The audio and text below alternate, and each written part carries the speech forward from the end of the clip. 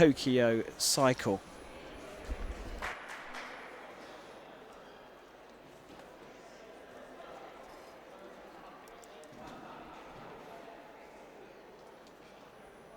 Yes, and on the left-hand side of the piste, we're going to have William Deary, just 18 years old.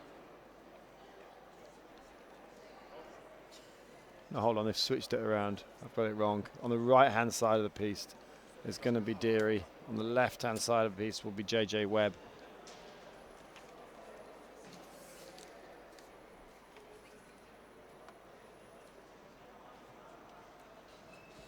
As they prepare, I can just tell you quickly how they made their way through to the final of this Men's Sabre British Fencing Championships.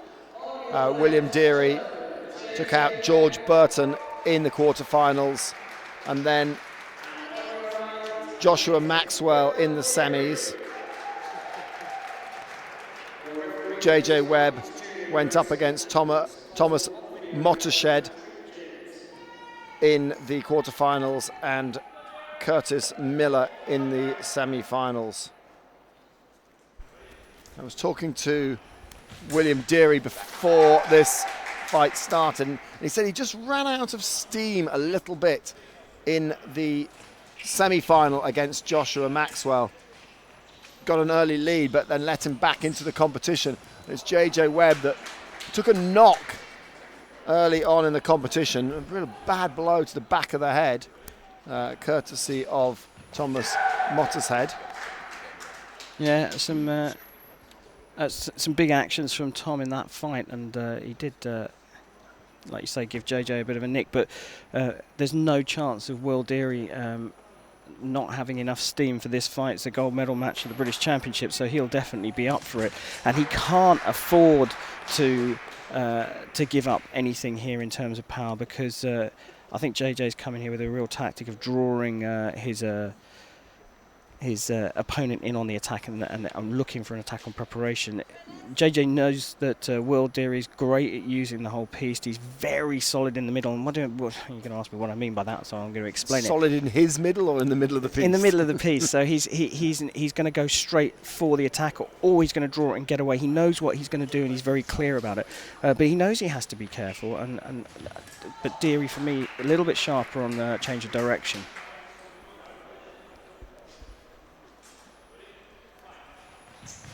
Well, JJ's much more of a swashbuckling fencer, isn't he?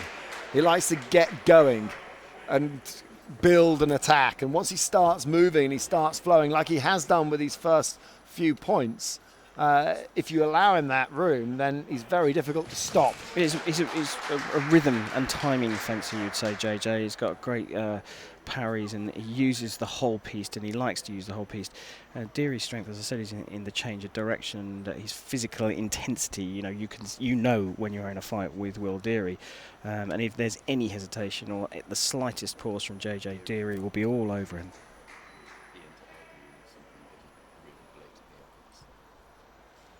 So to try and sum it up, we've got fast and aggressive Deary against the more charismatic, the more kind of flamboyant, flowing. I think the word is I would use loose. Yeah, JJ Webb.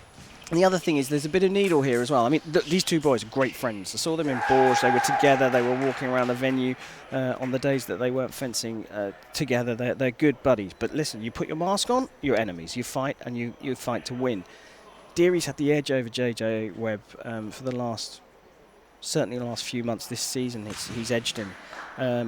But Deary has come on leaps and bounds in the last few months, but JJ's got this little look in his eye today. I think he's definitely up for this, but he needs not only to keep this lead, he needs to build on it, and he needs to sort of almost crush the confidence of Deary now. Well, they're 18 and 20 years old, bang, and they are certainly full of fight.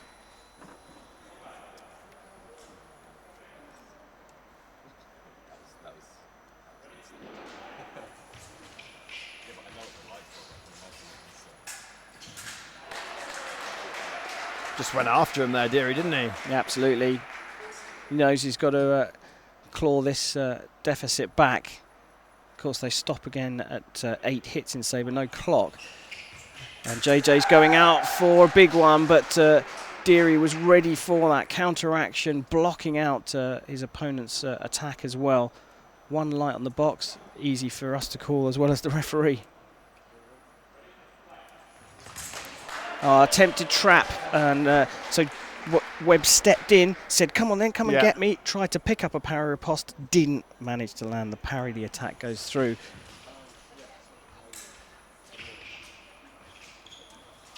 Attack does finally land from JJ. He built that one up. He's gone back. When he gets the head of steam up, and you let him come at you, you're in trouble. Well, quite.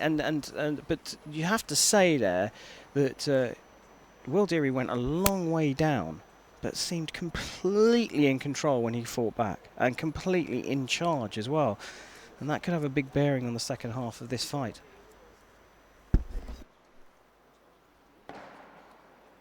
So we're 8-6 at the break. Pretty tight. Well, almost as tight as the men's as the men's épée. It was 7-7 at the break, wasn't it? In the first break. And with this one, how do you think? How do you see it's going? Who are you going to put your money on, Karim? Well, that's commentator's curse, as it clearly displayed last time. I think that it is too tight to call this one, because I think JJ Webb has got the bit between his teeth, but Will Deary has demonstrated he can go down and fight back. And if you're really asking me to put it on, I'll put half a caipirinha on Deary coming out. But my heart says that Webb's the one that, if you like, almost deserves this win. Well, he's certainly got the bit between the teeth, but as long as he can keep that momentum going, it's all about momentum, isn't it? Well, it was a perfect time for Webb to have the break. He got to talk with his coach, Ian Williams, who's a sabre fencer of some note himself, obviously not fencing anymore. And it was interesting to see that Deary was down the other end talking to his teammates. So they've just gone for a video review on that one. We got the replay there. We need to see that from a bit further back. I was just saying it was interesting to see that Deary was with his teammate Michael Clark at the end, but of course we know that John Southfield is over in Prague with the British squad, who had a disappointing time at the zonal qualifier for the Olympic Games.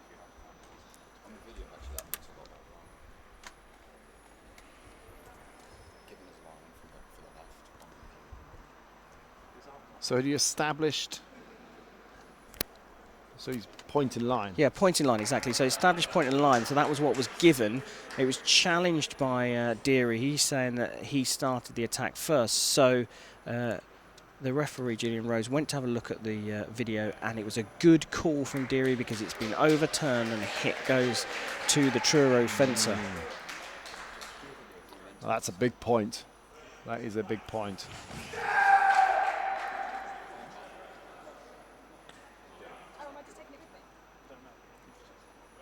So simultaneous attack at 8-7.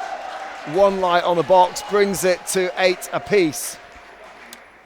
Takes a great deal of skill and talent to be able to land that hit. That's a counter-action and moving your body out of the way at the same time. This time the blade is picked up by JJ Webb, so he gets the hit, but at the moment you have to say that Deary's the one that's in control, and JJ Webb just couldn't get out of the way quick enough then. Yeah, well, Deary almost did the complete splits there, his back foot skidding out underneath him as he massively long lunge. Incredibly fast change of direction. Well, and there we see a good change of speed from JJ Webb. He built slowly, then did a couple of steps to make Deary move away, slowed down, stops Deary in his tracks, and then he launches the real attack. All about surprise. Not ready. 10-9, nothing in it.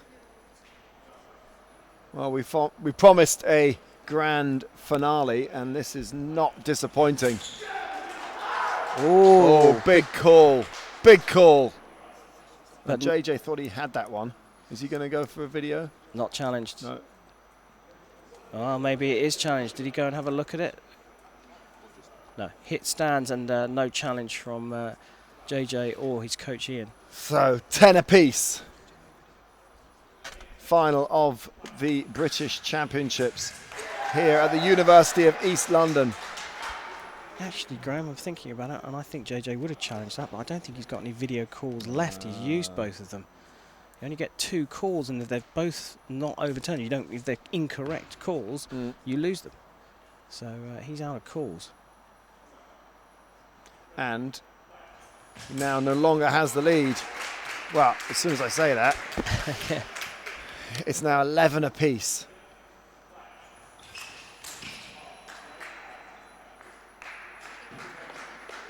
Oh, he's looking rattled now. JJ needs to kind of get that focus back that he had at the beginning of this bout. He's being forced into a scrap, isn't he? Yeah, pretty much. And look, he's capable of scrapping with better. the best of them. That's again, it's this build-up of the hit. He's not rushing in. He's not racing in. As soon as he gets that momentum, as soon as he gets that rhythm going, you can't let him do that. Yeah, absolutely. And perhaps we're going to see Deary coming out. He doesn't. He's still looking to build off what JJ's doing in the middle, but then lands a beauty of a flunge. So now why is it not a flesh in Sabre? Why is it a flunge? Flesh by nature of its composition means that you bring your back foot in front of your front foot. You're not allowed to do that in Sabre. So you get a flesh and a lunge all in one. So you're flying through the air, but your legs stay in the normal position. No call there. Big peel from Deary, but no challenge.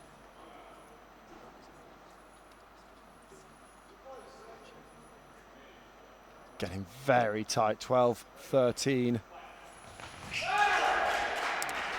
Nothing to separate on that one. Simultaneous attack. As JJ bends his sword.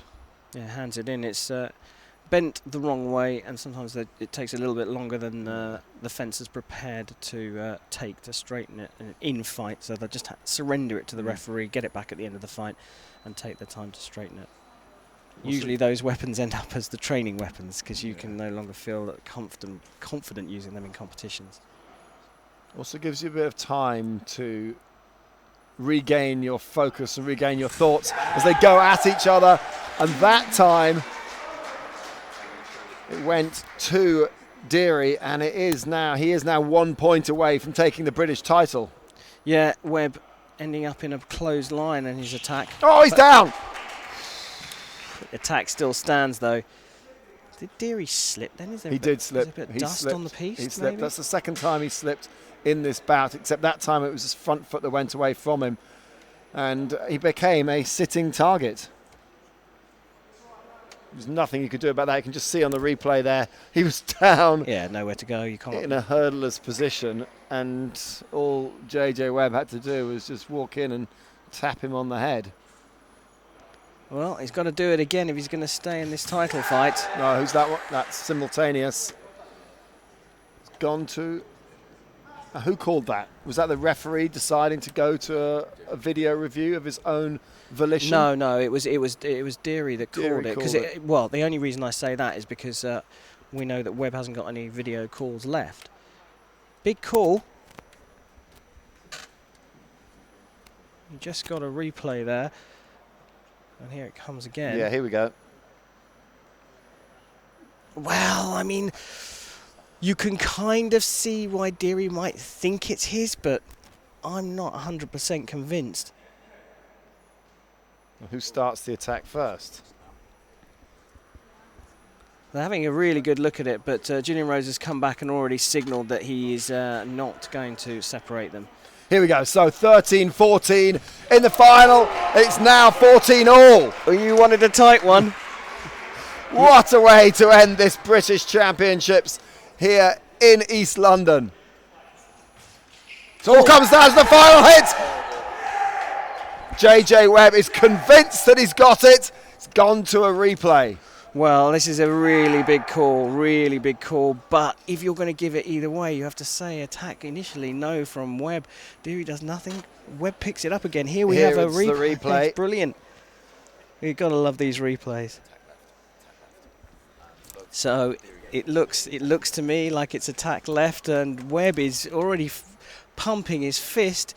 Julian Rose coming back, asking the fencers to come to the line. And he has given it. So JJ takes the British title. It came down to 1 point in the end. A very exciting way to finish this British Championships here from the University of London. Karen, thoughts about that competition? Well, thoughts about that match and the whole competition as a whole? Look, I love both these guys. JJ is a brilliant guy, and so is Will Deary. Both absolutely fantastic fencers to look for in the future at senior international level. But here, it's kind of like it's JJ's turn to win. Will's been winning left, right and centre. A good on, he's fenced brilliantly, but I just saw something, a glint in JJ Webb's eyes tonight, or today, throughout the day. He was really up for it, really focused on this, and a couple of disappointing results this season from him, and this kind of caps things off for him. And of course, both of them head off to Rio, so what better way to finish the domestic season than 1 and 2 at the National Championships, and then head off to the World Team Championships to represent Great Britain at the Olympic venue. In terms of the competition, well, listen, Graham, I love the new format. There is some controversy. There's some tweaks that can be made to perhaps make it a little bit cheaper for competitors who travel all the way to London, perhaps have to think about booking 2 nights hotel accommodation if they were going to make the 16. But really, what it's produced at the end of the day is exactly what the sport needs: a showcased final that's presented in a brilliant way for the sport of fencing, bringing in a BBC commentator to talk on the live stream. This is how we're going to bring fencing to the masses, and this is how British fencing are going to find new sponsors in the future. And of course, they are looking right now, every day, looking for new sponsors. And let's not forget, a sport like fencing, pretty clean, pretty untouched, and it probably wouldn't be too expensive for someone to come in and buy this sport. And hey, there's an Olympics coming in a few weeks' time. And it's not just about Rio as well, it's about building forward to Tokyo. And you talk about the men's foil team, and now we're looking, with a really good eye on building a very good men's sabre team for 4 years' time. Absolutely. You've got women's foilists coming through in Scotland. You've got an amazing talent in Caitlin Maxwell as well in women's sabre. And let's not forget the epeists. They're out there fighting hard